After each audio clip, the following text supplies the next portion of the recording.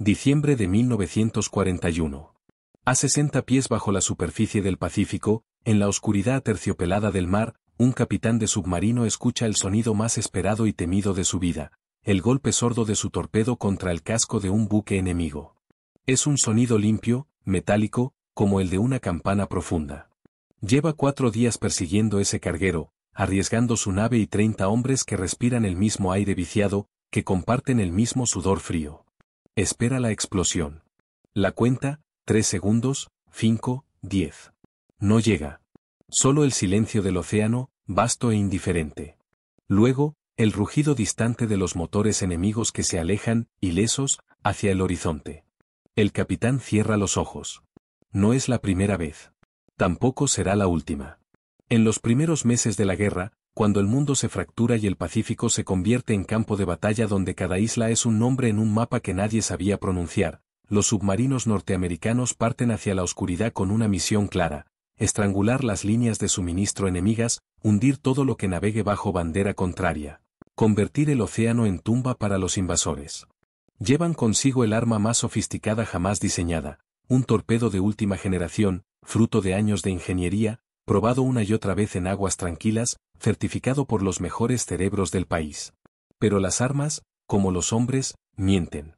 El capitán del que hablamos, llamémosle Andrés, aunque ese no es su nombre, porque los nombres aquí no importan tanto como las historias, es un hombre de 32 años, rostro curtido por el salitre y la tensión, manos que tiemblan ligeramente después de cada inmersión profunda. Antes de la guerra, enseñaba navegación en la academia. Ahora comanda una máquina de acero de 100 metros que se desliza por las profundidades como un tiburón ciego, confiando en instrumentos que traducen el mundo en pitidos y líneas verdes sobre una pantalla. La primera vez que uno de sus torpedos falla, Andrés piensa que ha cometido un error. Quizá calculó mal la velocidad del objetivo, quizá el ángulo no era el correcto. Los submarinos son instrumentos de precisión brutal, y la diferencia entre hundir un barco o regresar con las manos vacías puede medirse en fracciones de grado, en segundos mal contados. Escribe un informe escueto, profesional, donde admite la posibilidad del fallo humano. El segundo torpedo que impacta sin explotar le hace dudar. El tercero le quita el sueño. Para el cuarto, Andrés ya no confía en sus armas, y un hombre que no confía en sus armas está muerto antes de entrar en combate. No está solo. En toda la flota submarina del Pacífico, capitanes como él regresan a puerto con historias que suenan a pesadilla o excusa. Torpedos que impactan objetivos perfectos y no explotan. Torpedos que se desvían en el último momento, como si una mano invisible los apartara. Torpedos que estallan prematuramente, antes de alcanzar el blanco, revelando la posición del submarino y convocando a los cazadores. En las cantinas de Hawái, entre tragos de whisky malo y cigarrillos sin filtro, los hombres comparten sus fracasos en voz baja, como quien confiesa un pecado. Un capitán dice, con los ojos fijos en su vaso: he visto el óxido en el casco del barco. Tan cerca que podía contar las planchas de metal. El torpedo lo alcanzó en el centro. Escuché el impacto. Nada. Otro murmura: 4 disparos. 4. Ángulo perfecto, distancia ideal. 1 falló. 3 impactaron. Ninguno explotó. Un tercero, el más joven, con una cicatriz reciente en la frente: aventura, están mal fabricados. Tiene que ser eso. ¿Qué otra explicación hay? Andrés no participa en estas conversaciones, pero las escucha. Sabe que cada una de esas historias es un hombre jugándose la cordura, tratando de entender por qué el universo parece conspirar contra él. Y sabe, también, que en algún lugar de Washington, en una oficina con aire acondicionado y mapas en la pared, alguien está leyendo sus informes y decidiendo que el problema no son los torpedos. El problema, concluyen, son los hombres. En la capital, lejos del olor a diésel y sudor, lejos del crujido del casco bajo presión y del terror líquido de la guerra submarina, los almirantes y burócratas se enfrentan a una verdad incómoda: sus armas no funcionan. Pero reconocer esa verdad significa admitir un fallo sistemático, un error en la cadena de diseño, prueba y producción que ha costado millones y años de desarrollo. Significa aceptar que enviaron a sus hombres a la guerra con espadas de madera pintadas de acero. Es más fácil, mucho más fácil, culpar a los capitanes. Un almirante dice en una reunión, revisando los informes con gesto de fastidio: son demasiado cautelosos. Disparan desde demasiado lejos. No se acercan lo suficiente. Otro añade, o demasiado nerviosos. La presión del combate les hace calcular mal. Es comprensible, pero inaceptable. Un ingeniero civil interviene, un hombre de gafas redondas y corbata impecable que jamás ha sentido el rugido de una carga de profundidad. Los torpedos han sido probados exhaustivamente. En condiciones de laboratorio, funcionan perfectamente. Si fallan en combate, el problema está en la ejecución, no en el diseño. Los informes de los capitanes son archivados con notas al margen, posible error de cálculo, falta de agresividad, reentrenamiento recomendado. Algunos capitanes son relevados de su mando, enviados a puestos administrativos donde no puedan desperdiciar más torpedos. El mensaje es claro, si tus armas no funcionan, la culpa es tuya. Andrés recibe una carta formal después de su sexta patrulla. Es breve, casi cortés. Le informa que sus resultados por debajo de lo esperado han sido notados, que se le recomienda encarecidamente revisar sus procedimientos de disparo, que la próxima misión será evaluada con especial atención. Lee la carta 3 veces, sentado en su litera estrecha, con el sonido del océano lamiendo el casco como un animal hambriento. No siente ira. La ira es un lujo que no puede permitirse. Solo siente una fatiga profunda, del tipo que no se cura con sueño. Esa noche, escribe su propia carta. No la enviará por canales oficiales. La dirige a un antiguo compañero, ahora destinado en la oficina de armamento, alguien en quien aún confía. En ella, describe con precisión quirúrgica cada fallo, cada torpedo que impactó sin explotar, cada cálculo perfecto que terminó en nada. No pide clemencia ni comprensión. Solo pide que alguien, en algún lugar, considere la posibilidad de que los torpedos estén defectuosos. Escribe con letra apretada, no te escribo para quejarme. Te escribo porque hay hombres muriendo. No por el enemigo, sino por nuestras propias armas. Y si nadie hace nada, seguirán muriendo. No por falta de coraje, sino por culpa de una mentira que todos hemos decidido creer. La respuesta tarda 3 semanas en llegar. Es aún más breve que la primera carta. Tus preocupaciones han sido notadas. Confiamos en el equipo. Confiamos en ti. Sigue adelante. Es entonces cuando Andrés comprende que no habrá salvación desde arriba. Si quiere respuestas, tendrá que encontrarlas él mismo. La rebelión comienza en silencio, como todas las rebeliones verdaderas. No hay proclamas ni banderas, solo hombres desesperados tomando decisiones peligrosas. Andrés no está solo en su escepticismo. Otros capitanes, otros ingenieros a bordo de los submarinos, empiezan a realizar sus propias pruebas, clandestinas y rudimentarias, con los medios que tienen a mano. Uno de ellos es un ingeniero de torpedos llamado Miguel, un hombre delgado y nervioso con manos manchadas de grasa y una mente que nunca deja de funcionar. Miguel lleva meses obsesionado con los mecanismos de detonación, desmontando torpedos en talleres oscuros, midiendo tolerancias con instrumentos que no son lo suficientemente precisos pero son todo lo que tiene.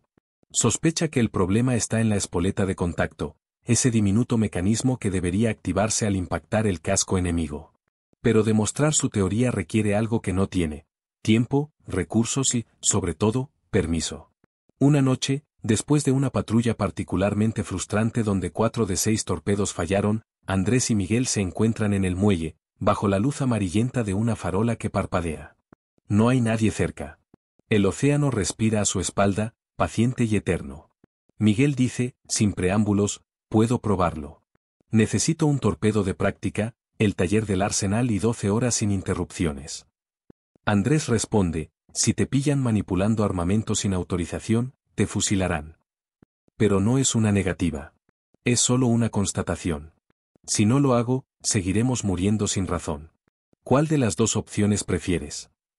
Andrés observa el rostro de Miguel, iluminado a medias, y ve en él algo que reconoce: la desesperación lúcida del hombre que ha dejado de esperar órdenes y ha decidido actuar. Es peligroso. Es necesario. 12 horas, dice finalmente. Y yo no sé nada. La prueba que Miguel realiza es simple, brutal en su claridad. Toma un torpedo de práctica, uno que debería explotar contra un blanco de prueba, y lo dispara contra un acantilado a velocidad reducida. El impacto es perpendicular, perfecto. El torpedo no explota. Lo recupera, lo desmonta, examina la espoleta. Y encuentra lo que buscaba: el mecanismo de contacto es demasiado delicado. Un impacto frontal, el tipo de impacto que se produce cuando un torpedo alcanza un objetivo de frente, aplasta la espoleta antes de que pueda activarse. Es como tratar de encender una cerilla golpeándola con un martillo. El mecanismo se destruye antes de cumplir su función. Miguel escribe un informe detallado, con diagramas y cálculos. Lo entrega a través de canales semioficiales, con copias a 3 almirantes diferentes y 2 oficinas de ingeniería. Espera una reacción, cualquier reacción. Lo que recibe es silencio. Luego, una nota informal sugiriendo que se concentre en sus deberes asignados y deje el diseño de armamento a los expertos. Pero Miguel no se detiene.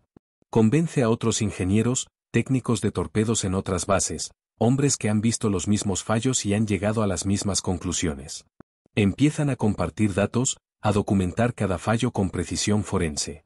Es un movimiento subterráneo, una red de inconformistas que se comunican en notas cifradas y conversaciones en muelles oscuros.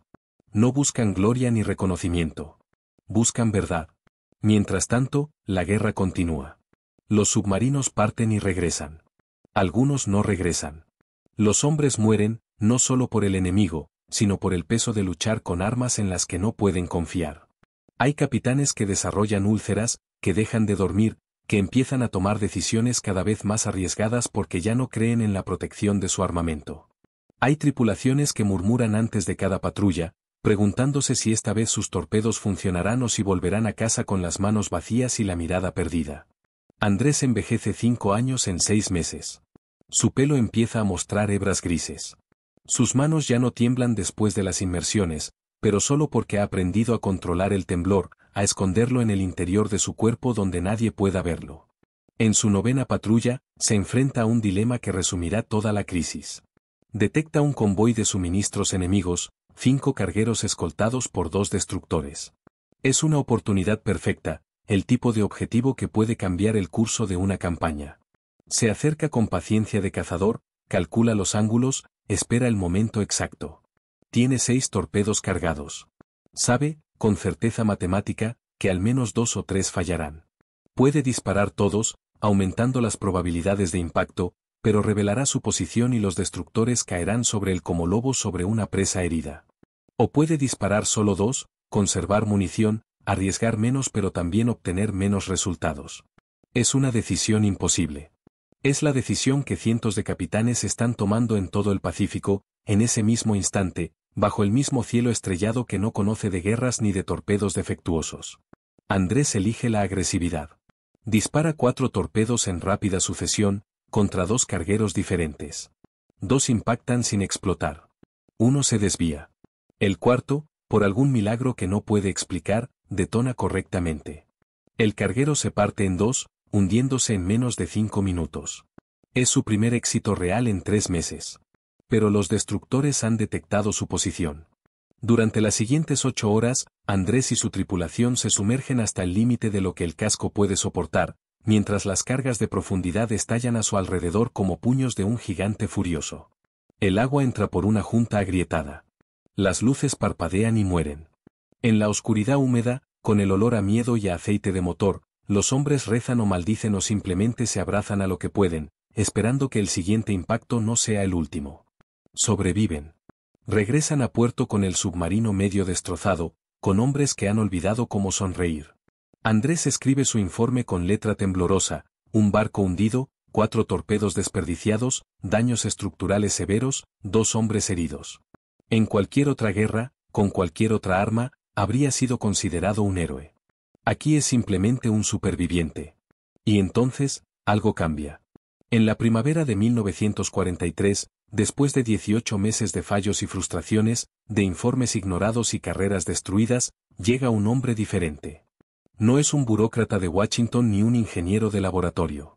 Es un almirante que ha pasado años en submarinos, que conoce el olor del diésel y el sonido de las cargas de profundidad, que ha mirado a sus hombres a los ojos y ha visto el mismo miedo que sintió él mismo. Se llama Charles Lockwood, aunque aquí podríamos llamarlo simplemente el almirante que escuchó.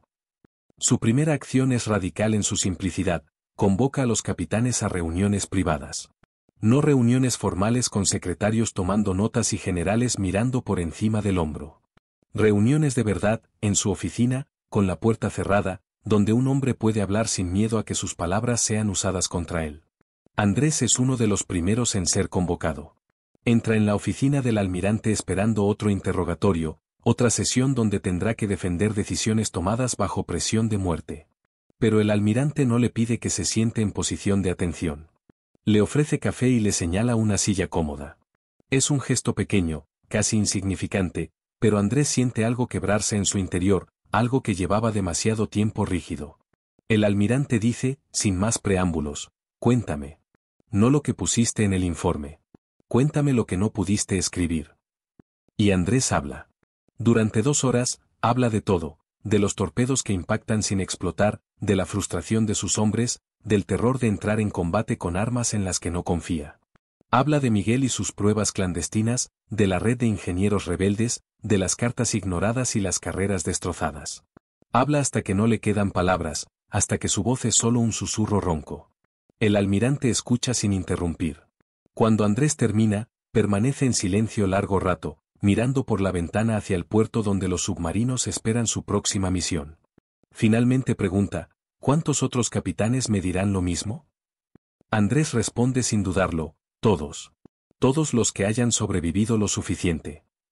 El almirante asiente, como si esta confirmación fuera lo que necesitaba. Entonces vamos a arreglarlo. No es una promesa vacía. El almirante ordena pruebas sistemáticas, pero no en laboratorios de Washington sino aquí, en el Pacífico, con torpedos reales disparados contra acantilados, contra cascos viejos, contra objetivos que reproduzcan las condiciones reales de combate. Trae a Miguel y a su red de ingenieros rebeldes, les da recursos, autoridad, protección. Por primera vez, alguien con poder está dispuesto a mirar la verdad de frente. Las pruebas confirman lo que Miguel sospechaba. El problema no es 1, sino 3.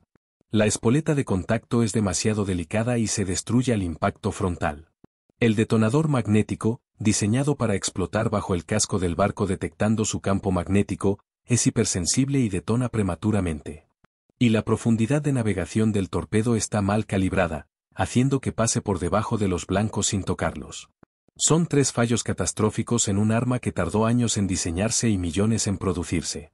Son 3 mentiras que costaron barcos, misiones, vidas. Pero ahora, finalmente, están al descubierto. Las soluciones llegan lentamente, con la parsimonia de una maquinaria burocrática que se resiste a admitir sus errores. Desactivan el detonador magnético. Recalibran la profundidad de navegación. Rediseñan la espoleta de contacto para que sea más robusta. Los nuevos torpedos llegan a la flota gota a gota, primero docenas, luego cientos. Y con ellos, llega algo más, la confianza. Andrés recibe sus primeros torpedos corregidos en julio de 1943. Los examina con el escepticismo de quien ha sido traicionado demasiadas veces, pero hay algo diferente en ellos, algo en el peso o en el equilibrio que sugiere que esta vez, quizá, las cosas serán distintas. Su siguiente patrulla es en agosto, contra un convoy de buques tanque que navega hacia el sur. Se acerca con la cautela habitual, calcula los ángulos, dispara 4 torpedos. Los 4 impactan. Los 4 explotan. 3 petroleros se hunden en menos de 10 minutos, con columnas de fuego que iluminan el océano como antorchas. El 4.º queda herido, escorado, condenado. Andrés no grita de alegría ni celebra. Simplemente permanece quieto, con las manos en el periscopio, observando las llamas que se reflejan en el agua oscura. Siente una pesadez extraña, como si hubiera cargado tanto tiempo con ese peso que ahora su ausencia lo desestabilice. A su alrededor, la tripulación estalla en vítores contenidos, abrazos rápidos, lágrimas de alivio. Han esperado tanto por este momento que casi habían olvidado cómo sería. En los meses siguientes, la historia de la flota submarina del Pacífico cambia radicalmente. Con torpedos que funcionan, los submarinos se convierten en lo que siempre debieron ser, depredadores letales que estrangulan las líneas de suministro enemigas. Los cargueros empiezan a temer las aguas profundas. Los convoys necesitan escoltas cada vez más grandes. La guerra submarina se convierte, finalmente, en el arma devastadora que siempre prometió ser. Pero el coste ya ha sido pagado. 18 meses de guerra con armas defectuosas. Cientos de misiones fallidas. Decenas de submarinos perdidos. Miles de hombres que murieron no por falta de coraje, sino por culpa de torpedos que no explotaban y posiciones reveladas en vano. El coste no se mide solo en vidas, sino en algo más profundo, la confianza rota entre los hombres que luchan y los hombres que dirigen.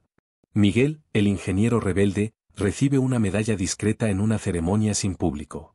El almirante se la entrega personalmente, en su oficina, con la misma informalidad con la que un día convocó a Andrés. Miguel la acepta sin palabras, la guarda en un cajón, no la vuelve a mirar. Las medallas no devuelven a los muertos ni borran las noches en las que se preguntó si estaba loco, si el problema era realmente él y no las armas. Andrés continúa su servicio hasta el final de la guerra. Sobrevive a 19 patrullas, hunde 27 barcos enemigos, se convierte en uno de los capitanes más condecorados de la flota. Pero hay algo en su mirada que nunca vuelve a ser lo que era antes de aquellos primeros meses, cuando disparaba torpedos que impactaban cascos enemigos y no explotaban. Es una sombra, ligera pero permanente, el fantasma de una confianza que se rompió y nunca se reparó del todo. Cuando la guerra termina y los hombres regresan a casa, alguien en Washington ordena un informe oficial sobre la crisis de los torpedos. Es un documento de 200 páginas, lleno de análisis técnicos y recomendaciones para futuros conflictos. Se archiva en algún sótano, junto con miles de otros informes que nadie volverá a leer. No menciona los nombres de los capitanes que se rebelaron, ni de los ingenieros que realizaron pruebas clandestinas, ni del almirante que decidió escuchar a sus hombres antes que a los memorandos. Pero entre los veteranos, la historia se transmite de otra manera.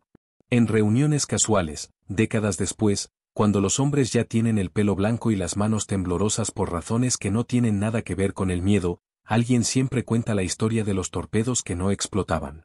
Y siempre termina de la misma manera, con un brindis silencioso por los hombres que se negaron a aceptar la mentira oficial, que arriesgaron sus carreras y sus vidas para buscar la verdad. No es una historia de héroes en el sentido tradicional. No hay batallas épicas ni momentos de gloria cinematográfica. Es, más bien, una historia sobre el tipo de coraje que se requiere para dudar de tus superiores, para confiar en tu experiencia cuando el mundo te dice que estás equivocado, para seguir luchando cuando las armas que te dieron están rotas y nadie quiere admitirlo.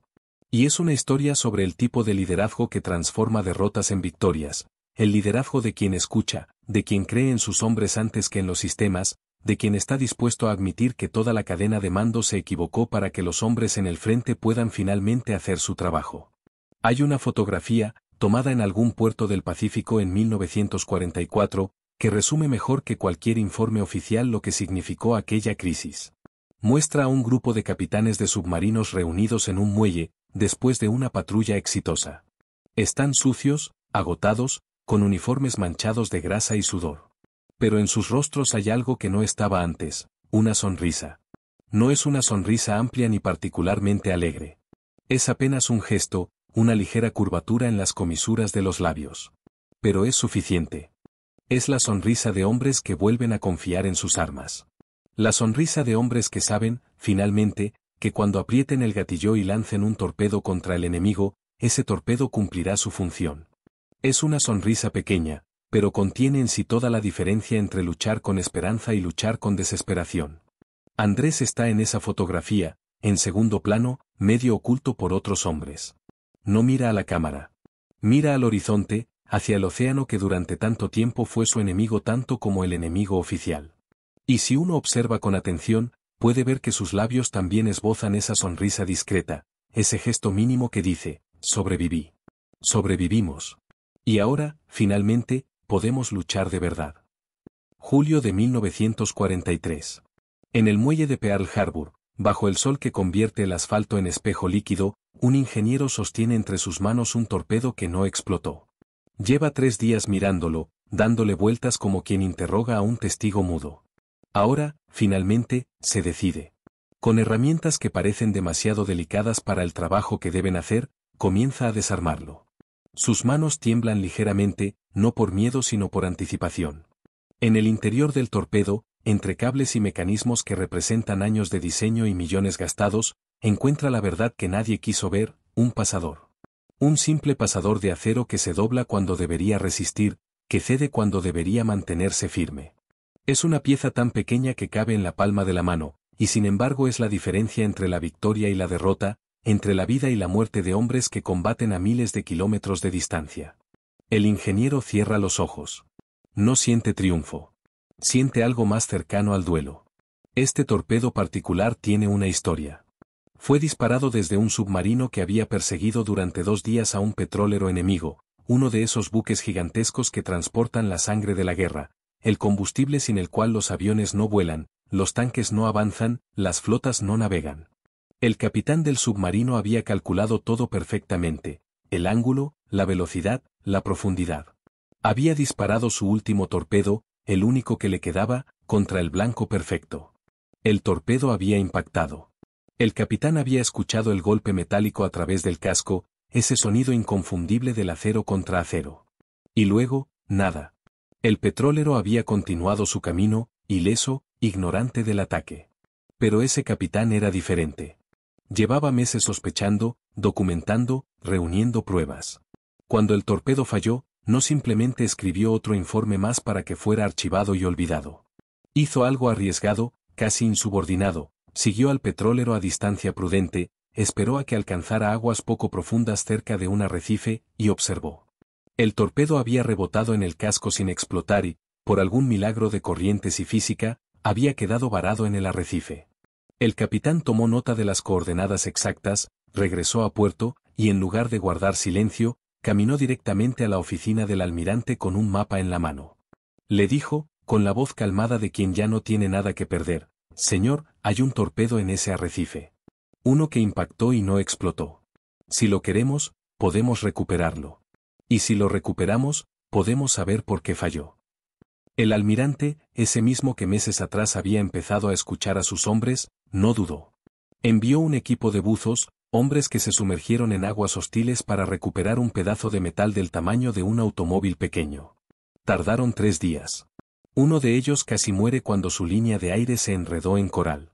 Pero al final, el torpedo emergió del océano como un secreto revelado, chorreando agua salada y algas, portando en su interior la evidencia que cambiaría la guerra. Y ahora ese torpedo está aquí, en el muelle, siendo desarmado por un ingeniero cuyas manos tiemblan porque sabe que está a punto de confirmar lo que tanto sospechaban pero nadie podía probar. El pasador que encuentra es parte de la espoleta de contacto, ese mecanismo diminuto que debería activarse al impacto. Está doblado, aplastado, inútil. El impacto frontal contra el casco del petrolero lo ha deformado antes de que pudiera cumplir su función. Es exactamente lo que Miguel, el ingeniero rebelde, había teorizado en sus pruebas clandestinas. Pero ahora no es teoría. Es evidencia física, innegable, rescatada del fondo del océano. El ingeniero toma notas meticulosas, fotografías desde todos los ángulos, mediciones precisas.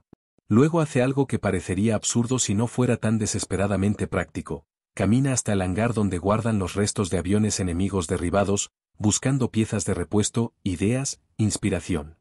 Entre los escombros de un caza japonés encuentra lo que necesita: el sistema de activación de una hélice, un mecanismo robusto diseñado para soportar fuerzas inmensas sin deformarse. Es más simple que el diseño norteamericano, pero infinitamente más confiable. Durante las siguientes 72 horas, el ingeniero y un pequeño equipo de técnicos trabajan casi sin dormir. Rediseñan el pasador de la espoleta basándose en principios japoneses: más grueso, más resistente, menos sofisticado pero inmensamente más efectivo. Lo prueban en el taller, golpeándolo con martillos, sometiéndolo a presiones que deberían destruirlo. El pasador resiste. Lo prueban en un torpedo modificado, disparándolo contra un casco viejo en la bahía. El torpedo explota. Es un momento extrañamente anticlimático. No hay fanfarrias ni celebraciones. Solo un grupo de hombres exhaustos mirando el agua donde acaba de producirse una explosión, sabiendo que esa explosión es la diferencia entre lo que fue y lo que será. La modificación se implementa con urgencia casi frenética. En talleres que funcionan día y noche, técnicos reemplazan las espoletas defectuosas en miles de torpedos. Es un trabajo tedioso, repetitivo, pero cada hombre que participa en él sabe que está salvando vidas. En septiembre de 1943, los primeros torpedos corregidos llegan a la flota. No todos de golpe, no en una ola masiva, sino gradualmente, submarino por submarino, patrulla por patrulla. Y con esos torpedos llega una transformación que va más allá de la simple mecánica. El capitán que había recuperado el torpedo, llamémosle Rafael, aunque ese no sea su nombre, recibe los nuevos torpedos en octubre. Los examina con el recelo del hombre que ha sido decepcionado demasiadas veces. Pero hay algo en ellos que se siente diferente. No es solo el peso o el diseño externo. Es el conocimiento de que alguien, finalmente, escuchó.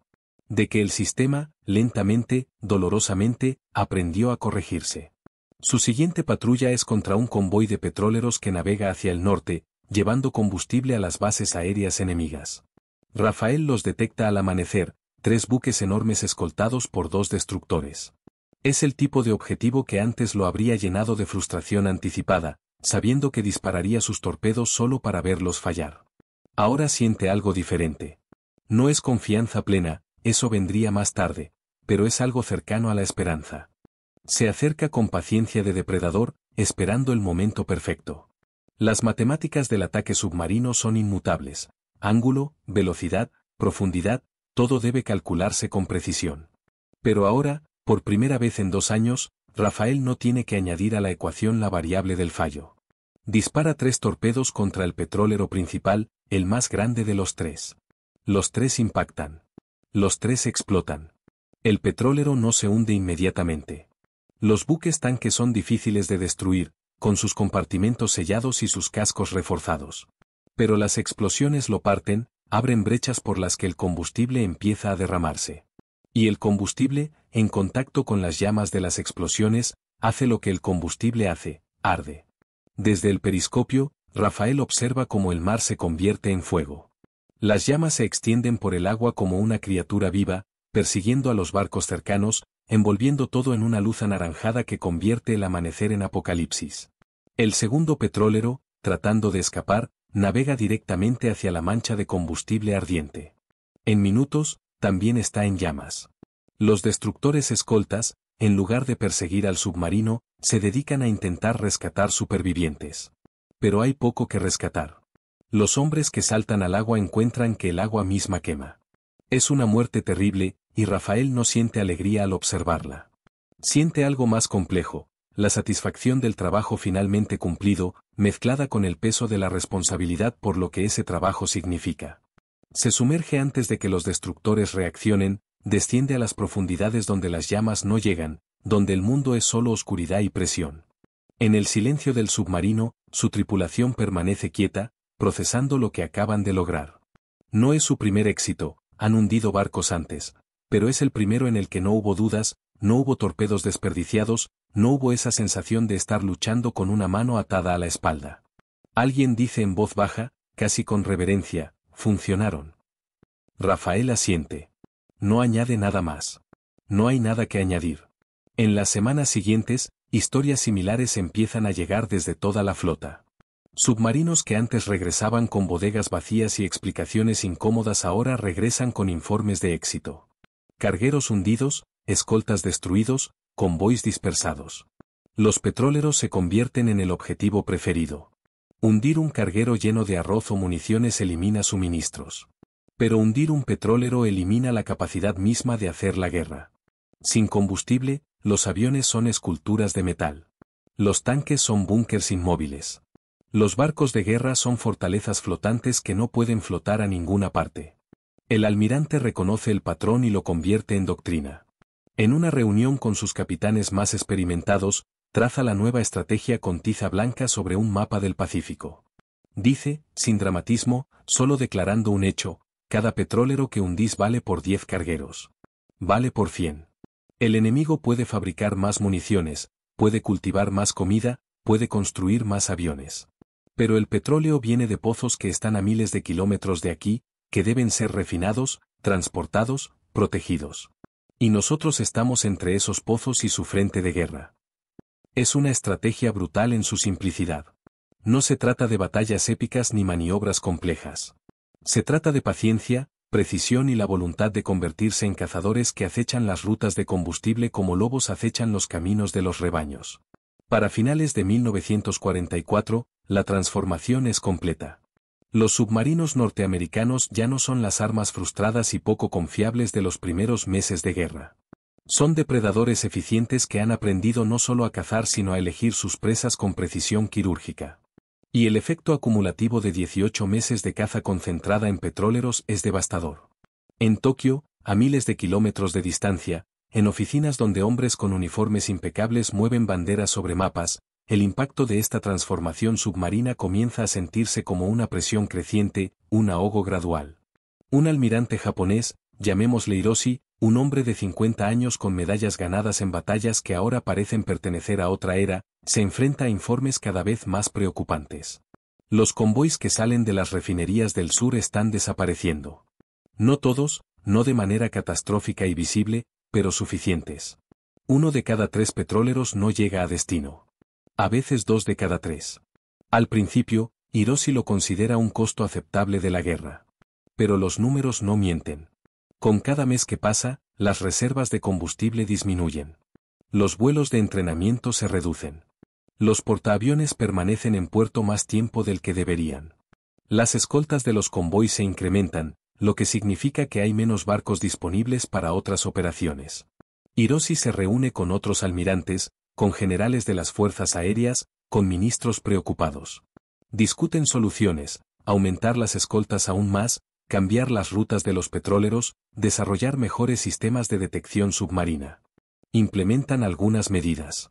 Ayudan, marginalmente.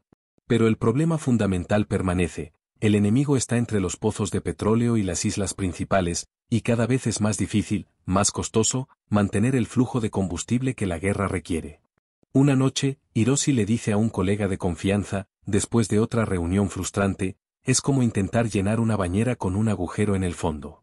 Podemos añadir más agua, pero el agujero sigue ahí. Su colega responde, entonces tapa el agujero. Hiroshi admite, con una honestidad que en público sería peligrosa, no puedo. El agujero es el océano entero. Y ellos están en todas partes. No es solo una cuestión de números, aunque los números son devastadores. Es también una cuestión psicológica. Los soldados que esperan en islas remotas, en guarniciones que deberían recibir suministros regulares, empiezan a sentir el peso de un abandono que no es deliberado pero es igualmente efectivo. Los aviones que deberían escoltar convoys se quedan en tierra. Los barcos que deberían llevar tropas permanecen amarrados. La guerra, lentamente, se convierte en una serie de posiciones aisladas que no pueden apoyarse mutuamente porque el combustible que las conectaría está en el fondo del océano. Hay una isla en particular, su nombre no importa, es una entre cientos, donde una guarnición de 3.000 hombres espera refuerzos que nunca llegan. El convoy que debía llevarles tropas frescas, municiones y comida fue desviado porque los petroleros que debían abastecer a los barcos de escolta fueron hundidos en ruta. Luego el siguiente convoy fue cancelado porque no había combustible suficiente para el viaje. Y el siguiente. Los hombres en esa isla se dan cuenta gradualmente de que han sido olvidados, no por crueldad sino por imposibilidad. La guerra ha dejado de llegar hasta ellos, y pronto el enemigo llegará en su lugar. Un teniente en esa isla, un hombre joven que hace 3 años enseñaba historia en una universidad, escribe cartas a casa que sabe que probablemente nunca llegarán.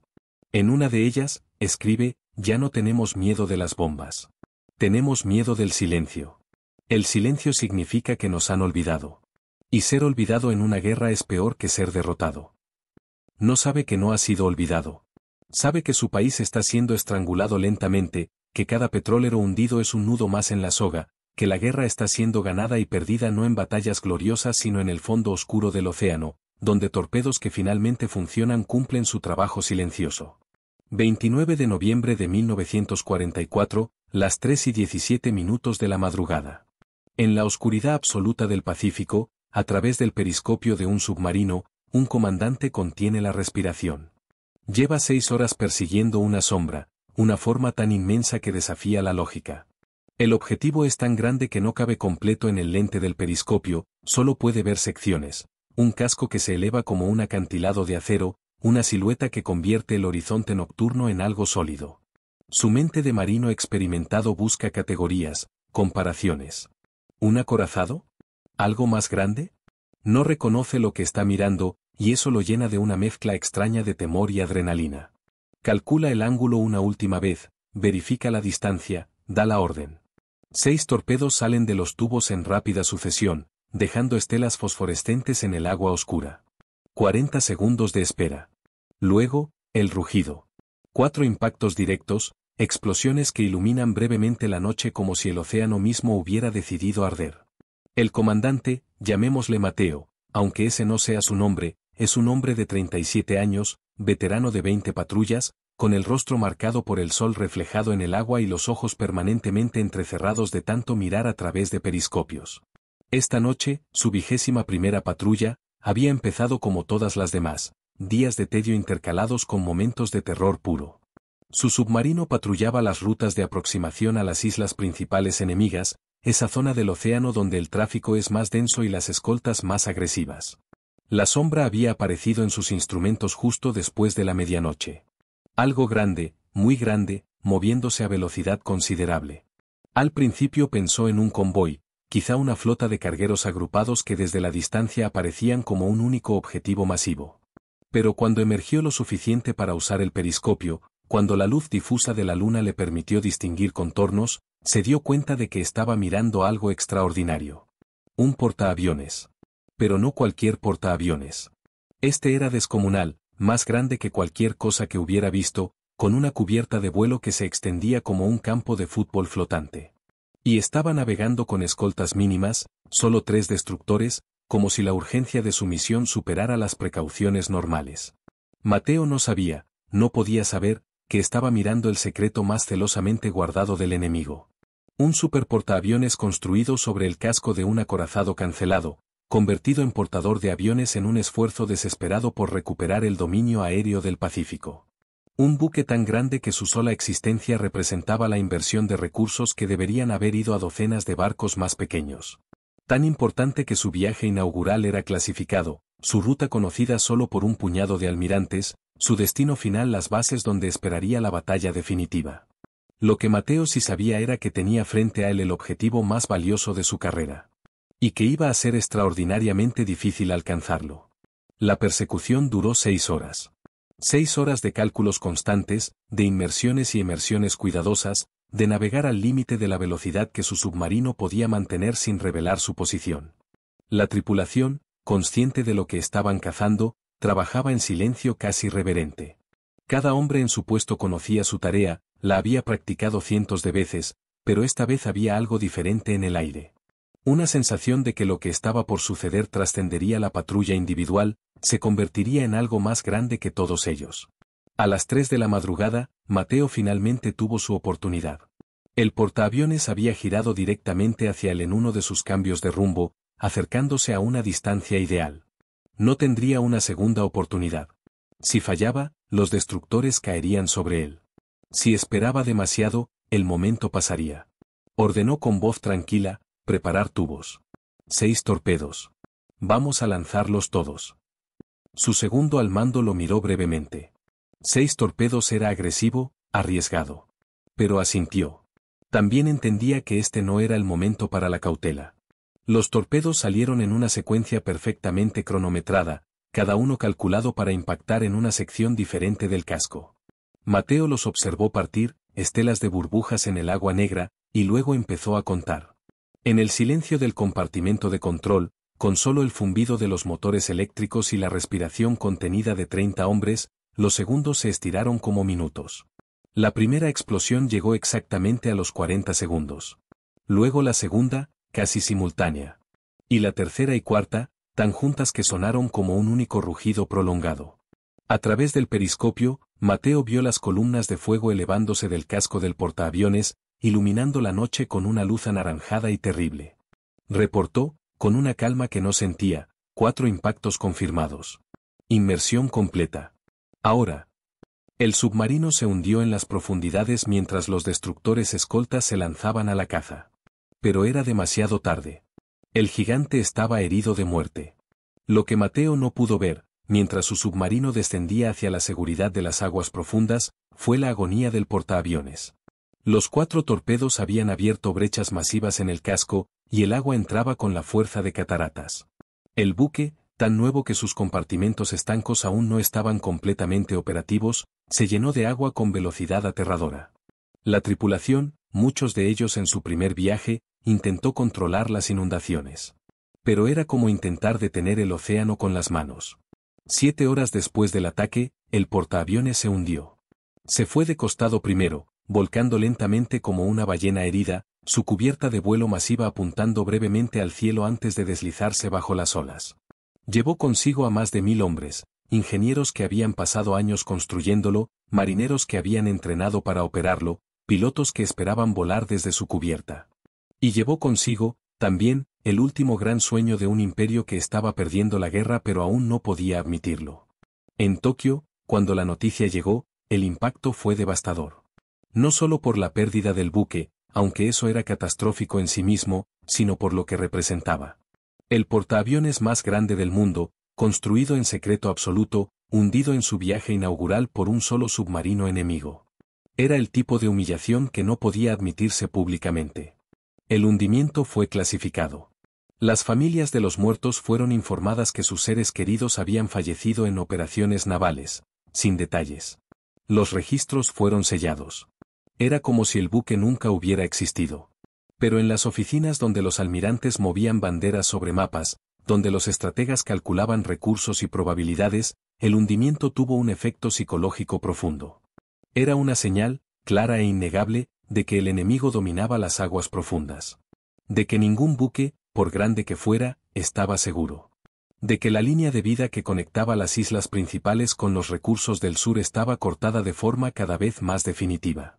Hiroshi, el almirante que observaba desaparecer sus convoys, recibe el informe del hundimiento en su oficina mientras fuera llueve. Lee el documento 3 veces, como si leerlo más veces pudiera cambiar su contenido. Luego lo guarda en una caja fuerte y se queda mirando el mapa en su pared. El mapa está lleno de marcadores, posiciones de flotas, rutas de convoys, bases. Pero lo que no muestra, lo que ningún mapa puede mostrar, es el vacío creciente. Las rutas que ya no se pueden usar. Los convoys que ya no llegan. El combustible que ya no fluye. Esa noche le dice a su esposa, en la privacidad de su casa, lejos de los oídos de oficiales y subordinados, ya no es una cuestión de ganar batallas. Es una cuestión de cuánto tiempo podemos seguir luchando antes de que simplemente nos quedemos sin la capacidad de hacerlo. Su esposa, una mujer que ha aprendido a leer en su rostro los desastres que no puede mencionar, no pregunta detalles. Solo posa una mano sobre la suya y permanecen así, en silencio, mientras afuera la lluvia lava una ciudad que pronto enfrentará una escasez que la convertirá en algo irreconocible. Para finales de 1944, la estrangulación es total. No es solo que los petroleros no lleguen. Es que nada llega con la regularidad necesaria para mantener una guerra moderna. Los aviones están en tierra, no porque hayan sido destruidos, sino porque no hay combustible para volarlos. Pilotos entrenados durante meses esperan en bases donde las pistas están vacías, los hangares llenos de máquinas inútiles. Se les ordena conservar el combustible para la batalla final, pero esa batalla nunca llega porque mover las flotas hacia ella consumiría el combustible que supuestamente están conservando. Es una paradoja cruel, tener armas pero no poder usarlas. Tener soldados pero no poder moverlos. Tener una estrategia que depende de recursos que ya no existen. En una base aérea en algún lugar del sur, un piloto llamado Kenji, 24 años, 10 misiones de combate, rostro juvenil que la guerra aún no ha endurecido completamente, espera con otros pilotos la orden de despegar. Han estado esperando durante semanas. Los aviones están listos, revisados y vueltos a revisar. Los pilotos están preparados. Pero el combustible no llega. Un piloto más joven pregunta, con la impaciencia de quien aún no ha aprendido que en la guerra la mayoría del tiempo se pasa esperando, ¿cuándo crees que nos dejarán volar? Kenji no responde de inmediato. Mira los aviones alineados, inmóviles bajo el sol tropical, y piensa en todas las razones por las que el combustible no llega. Piensa en los petroleros hundidos, en las rutas cortadas, en el cerco invisible que se aprieta cada día más. No dice nada de esto al piloto joven. Solo dice, cuando lo necesiten de verdad. Cuando no haya otra opción. Es una respuesta que suena confiada pero que esconde una verdad más oscura, quizá ese momento nunca llegue. Quizá la guerra termine antes de que tengan otra oportunidad de volar. En el norte, en una de las islas principales, la flota de superficie, los acorazados y cruceros que una vez fueron el orgullo de la armada, permanece amarrada en puerto. Son máquinas magníficas, cada una capaz de devastación increíble, pero completamente inútiles sin el combustible para moverlas. Los marineros realizan mantenimiento interminable, pintan y repintan, practican simulacros. Pero todos saben que son gestos vacíos. Los barcos se han convertido en fortalezas estáticas, en objetivos amarrados que esperan el momento en que el enemigo decida eliminarlos. Un capitán de acorazado, un hombre que ha pasado 20 años en el mar, camina por la cubierta de su buque una noche de diciembre. Las luces del puerto parpadean en la distancia. El agua está tranquila. Su barco, esta máquina de guerra de miles de toneladas, se mece suavemente en su amarre. Y siente algo que nunca pensó que sentiría, vergüenza. No por cobardía, daría cualquier cosa por poder llevar su barco al combate, sino por la inutilidad.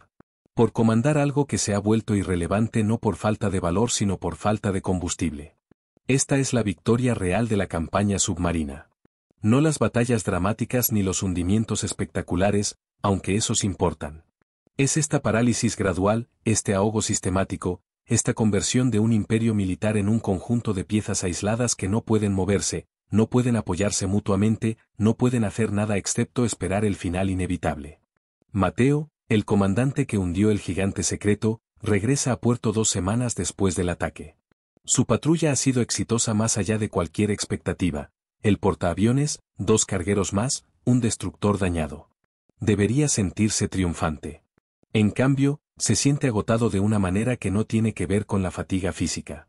Cuando el submarino atraca, no hay bandas de música ni multitudes celebrando.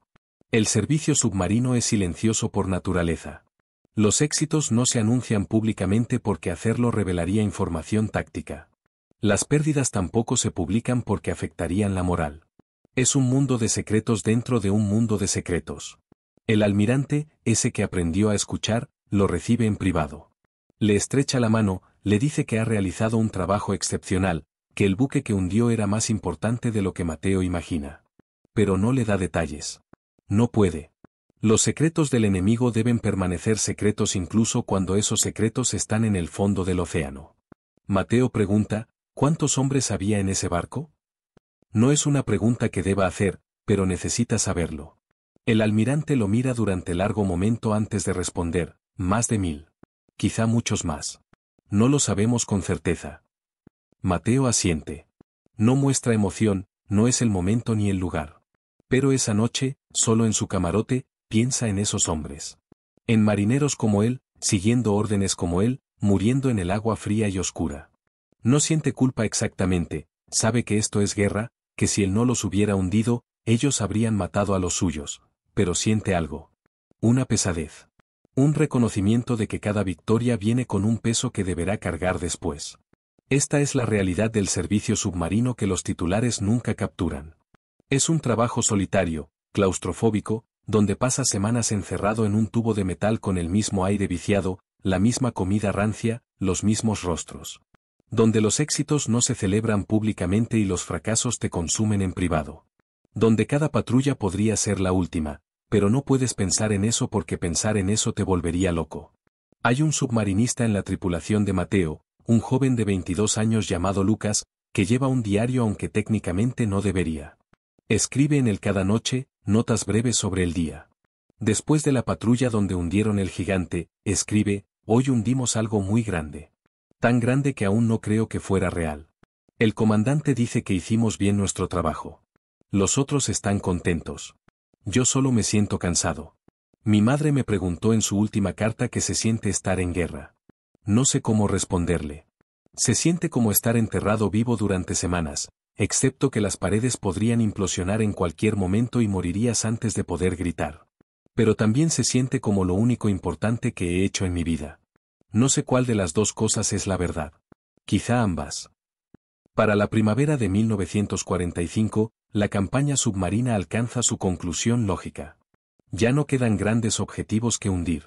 Los petróleros son tan escasos que los submarinos pasan semanas sin encontrar blancos.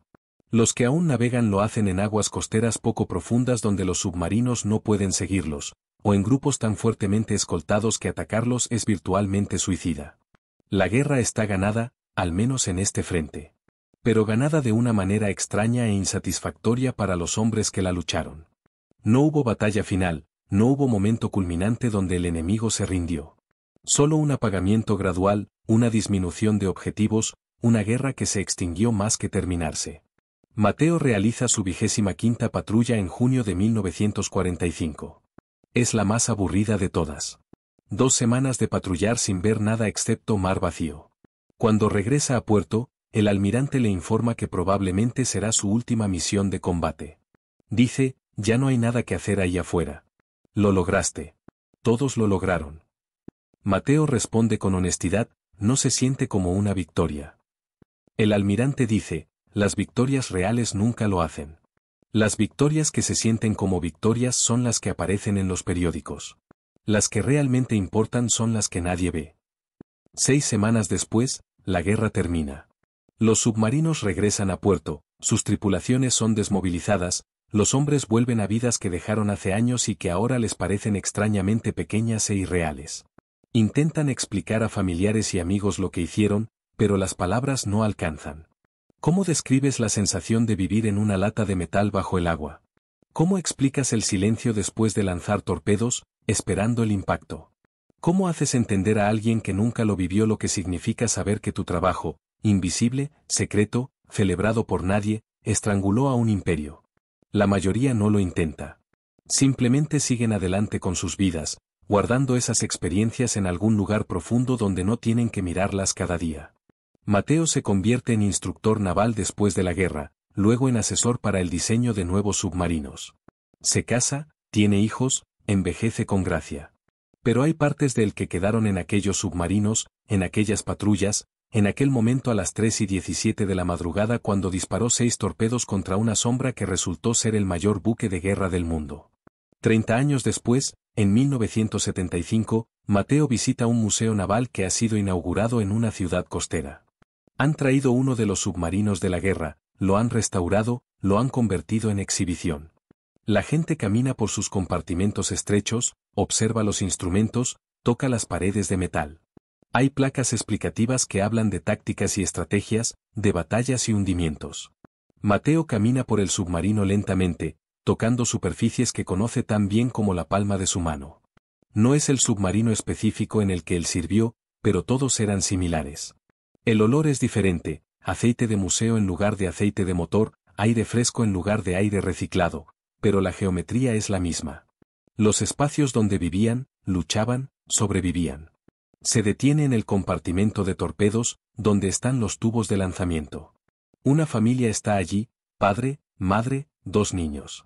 El niño mayor, quizá 10 años, mira los torpedos con fascinación. Pregunta a su padre cómo funcionan. El padre intenta explicar, pero es claro que no sabe realmente. Habla de propulsión y explosivos, pero no capta la realidad. Mateo se acerca, con la timidez del anciano que no quiere entrometerse pero siente que debe decir algo. Pregunta al padre, ¿puedo? El padre asiente, reconociendo algo en el rostro de Mateo, quizá las arrugas que el mar deja, quizá la forma en que mira el torpedo como quien mira a un viejo compañero. Mateo se arrodilla junto al niño. Dice suavemente, estos torpedos no ganaron la guerra con explosiones grandes. La ganaron haciendo que el enemigo no pudiera moverse. Cada barco que hundían era uno menos llevando las cosas que una guerra necesita. Y eventualmente, el enemigo se quedó sin esas cosas. Sin combustible, sin comida, sin manera de mantener la pelea. El niño lo mira con ojos grandes, procesando. Pregunta, ¿tú estuviste en uno de estos? Mateo responde, sí. Durante muchos años. ¿Daba miedo? Mateo sonríe, una sonrisa triste y honesta. Admite, todo el tiempo. Pero era lo que había que hacer. El niño asiente con esa seriedad que tienen los niños cuando algo importante está siendo compartido. Toca el torpedo, una caricia reverente. Dice simplemente, gracias. Mateo se incorpora, con las rodillas protestando, y observa al niño seguir explorando. La familia continúa su visita. Pero Mateo se queda un momento más en ese compartimento, rodeado de metal y memoria. Piensa en todos los hombres que sirvieron en estos tubos de acero. Los que regresaron y los que no. Los que fueron celebrados y los que permanecieron en el anonimato. Los que hundieron gigantes y los que simplemente sobrevivieron cada día. Los que ganaron una guerra de manera que pocos entendieron entonces y pocos recuerdan ahora. Piensa en el gigante que hundió aquella noche de noviembre, hace 3 décadas pero que se siente como ayer. En los hombres que murieron en ese barco, que nunca tuvieron la oportunidad de envejecer, de visitar museos, de arrodillarse junto a niños curiosos y compartir historias. Piensa en Hiroshi, el almirante enemigo, que probablemente enfrentó su propia rendición de cuentas después de la guerra. Piensa en Kenji, el piloto que esperaba combustible que nunca llegó, y se pregunta si sobrevivió, si también está en algún lugar explicando a sus nietos cómo fue. Y piensa en lo que realmente hicieron. No solo hundir barcos, aunque eso importaba, sino demostrar que una guerra moderna puede ganarse no con batallas épicas sino con paciencia estratégica, con la voluntad de hacer un trabajo silencioso y peligroso que nadie verá, con la comprensión de que cortar las líneas de suministro es tan efectivo como destruir ejércitos. Es una lección que trasciende esa guerra específica, ese océano específico. Es una lección sobre cómo las cosas verdaderamente importantes suceden a menudo en silencio, en lugares donde nadie mira, realizadas por personas que nunca serán famosas. Sale del museo cuando el sol está bajo, dorando el agua del puerto. Hay submarinos modernos atracados allí, máquinas mucho más sofisticadas que las que él conoció. Pero la esencia es la misma, hombres en tubos de acero, sumergiéndose en la oscuridad, haciendo trabajo que otros no verán pero del que todos dependen. En su casa esa noche, su nieta, 10 años, curiosa como todos los niños de esa edad, le pregunta sobre el museo. ¿Qué hacías exactamente en la guerra, abuelo? Mateo ha recibido esta pregunta docenas de veces a lo largo de los años. Generalmente da respuestas vagas, cómodas, que satisfacen la curiosidad sin revelar demasiado. Pero hoy, después de caminar por ese submarino, después de arrodillarse junto a ese niño, decide ser honesto. Dice simplemente, estrangulábamos a un imperio. No con una sola batalla grande, sino con muchas pequeñas. Hundíamos los barcos que llevaban lo que necesitaban para luchar. Y eventualmente, se quedaron sin esas cosas. Sin combustible, sin capacidad de moverse, sin manera de continuar. No fue glorioso. Fue solo, necesario. Su nieta lo procesa con esa claridad que tienen los niños para cortar a través de la complejidad. Dice, entonces fuiste importante. Aunque nadie supiera lo que hacías. Mateo responde, sí. Supongo que sí. Y en esa admisión simple, hay toda la verdad de aquellos años. La importancia del trabajo invisible. El valor de hacer lo necesario aunque nadie lo vea. El sacrificio de hombres que vivieron en la oscuridad, literal y figurativa, para que otros pudieran vivir en la luz. Años después, cuando Mateo muere a los 84, su funeral es pequeño. Familia, algunos amigos, 2 o 3 veteranos que sobrevivieron. No hay honores militares elaborados, no hay artículos en periódicos importantes.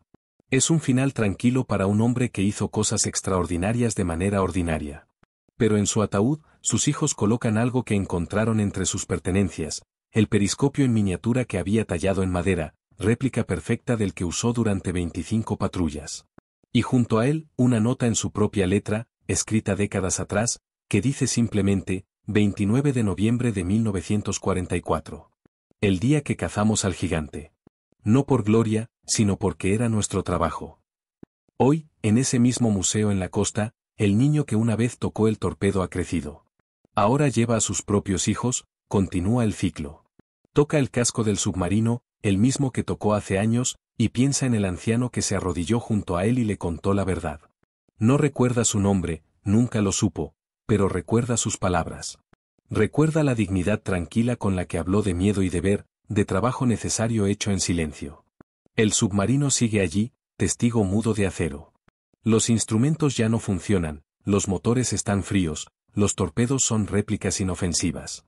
Pero algo persiste. En las paredes de metal hay ecos de hombres que vivieron y lucharon en espacios imposiblemente estrechos. En los compartimentos hay memorias de decisiones tomadas bajo presión, de torpedos lanzados en oscuridad absoluta, de victorias que nadie vio pero que todos sintieron. Y en algún lugar del Pacífico, en el fondo marino donde la luz no llega, yace el gigante. Su casco corroído por décadas de agua salada, su cubierta de vuelo colapsada, sus compartimentos llenos de silencio. Un monumento sumergido a la arrogancia y la tragedia, a hombres que murieron en su viaje inaugural, a un imperio que construyó algo magnífico y lo perdió antes de poder usarlo. Junto a él, dispersos por miles de kilómetros de lecho oceánico, yacen docenas de petroleros, cientos de cargueros, los restos de la línea de vida que conectaba ese imperio con los recursos que necesitaba para sobrevivir. Cada uno un corte más en esa línea. Cada uno una victoria silenciosa de hombres en submarinos que pocos celebraron entonces y pocos recuerdan ahora. Pero las historias persisten. En museos donde niños tocan metal frío y preguntan qué significa. En diarios guardados en áticos, esperando ser descubiertos. En los rostros de veteranos ancianos que comparten, finalmente, lo que no pudieron durante décadas. En la memoria colectiva de lo que sucede cuando hombres ordinarios hacen cosas extraordinarias no por gloria sino por necesidad. Y en esa memoria hay una verdad que trasciende la guerra específica, el océano específico, el enemigo específico, que las victorias más importantes son a menudo las menos visibles. Que el coraje tiene muchas formas, y a veces la más profunda es simplemente continuar haciendo tu trabajo cuando nadie mira, cuando el éxito no será celebrado, cuando todo lo que tienes es la certeza de que lo que haces importa. Los submarinistas del Pacífico estrangularon un imperio. Pero más que eso, demostraron que es posible cambiar el mundo desde la oscuridad. Que la grandeza no requiere audiencia. Que el honor verdadero no necesita aplausos. Y esa, al final, es la lección que perdura. No en los detalles técnicos de cómo hundieron barcos, sino en la verdad humana de por qué lo hicieron, porque alguien tenía que hacerlo, porque era lo correcto, porque en la oscuridad de un submarino o en la luz de un día cualquiera, algunos hombres eligen ser más grandes que sus circunstancias. En el museo, el sol se está poniendo. Las últimas familias del día se preparan para irse. El submarino permanece, silencioso y digno, guardando sus secretos y sus memorias. Y en su metal frío, en sus compartimentos estrechos, en su presencia sólida e innegable, hay un mensaje simple para todos los que lo visitan: hubo hombres aquí. Hicieron algo importante. Y aunque pocos lo vieron, todos lo sintieron. Eso es suficiente. Más que suficiente.